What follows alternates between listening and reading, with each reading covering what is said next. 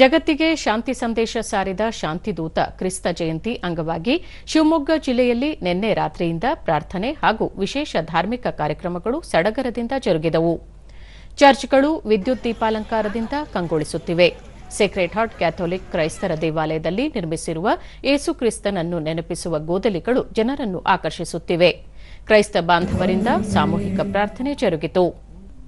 ಹಬ್ಬದ ಆಚರಣೆ ಅಂಗವಾಗಿ ವಿಶೇಷ ಕಾರ್ಯಕ್ರಮಗಳು ಹಾಗೂ ಏಸು ಕ್ರಿಸ್ತನ ಭಕ್ತಿಗೀತೆಗಳ ಗಾಯನ ನಡೆಯಿತು.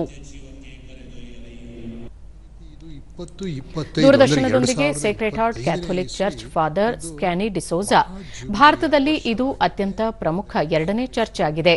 ಹಬ್ಬದ ಅಂಗವಾಗಿ ವಿಶೇಷ ಪ್ರಾರ್ಥನೆಗಳು ನಡೆಯುತ್ತಿವೆ. ಏಸು ಕ್ರಿಸ್ತರು ಸಾರಿದ ಶಾಂತಿ, ಸಹಬಾಳ್ವೆ, ಸೌಹಾರ್ದತೆಯಿಂದ ಬಾಳುವುದು ನಮ್ಮ ಆಶಯವಾಗಿದೆ ಎಂದರು.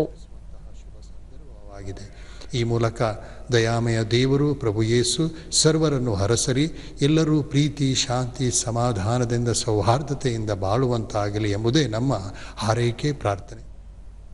ಮಲ್ವಿತಾ, ಸೇಕ್ರೆಡ್ ಹಾರ್ಟ್ ಕ್ಯಾಥೋಲಿಕ್ ಚರ್ಚ್ನ ಆವರಣದಲ್ಲಿ ಏಸು ಕ್ರಿಸ್ತನ ಬದುಕನ್ನು ಅನಾವರಣಗೊಳಿಸುವ ವಿವಿಧ ಚಿತ್ರಗಳನ್ನು ನಿರ್ಮಿಸಲಾಗಿದೆ. ವಿವಿಧೆಡೆಯಿಂದ ಭಕ್ತರು ವೀಕ್ಷಿಸಲು ಆಗಮಿಸುತ್ತಿರುವುದಾಗಿ ತಿಳಿಸಿದರು.